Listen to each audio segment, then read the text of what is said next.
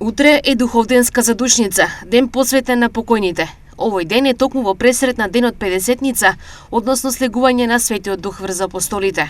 Во сабота ќе ги посетиме вечните почивалишта на нашите блиски, ќе го повикаме свештеникот да се помоли за нив и за спасение на за нивните души, и во недела веќе ќе го пречекуваме слегувањето на Светиот Дух врз апостолите. Што е потребно за да се одбележи духовденската задушница?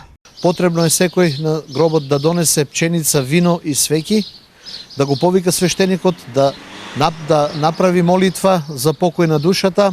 Меѓународот има традиција која вели дека до 40 дена не се правило тресагии на гробот на покојните, односно задушница. Но дали тоа е точно? Без разлика кога се упокоил нашиот брат, нашиот роднина или било кој, тој е ден токму за нив, за покојните. Значи, да не подлегнуваат нашите верници на оние приказки, некој не знам кој ги измислил, дека до 40 дена не се прави задушница. Напротив, тој е ден, пак ќе речем, за покојните и треба токму тогаш сите соборно заедно да се молиме за нивните души, Господ да ги всели во подобро место.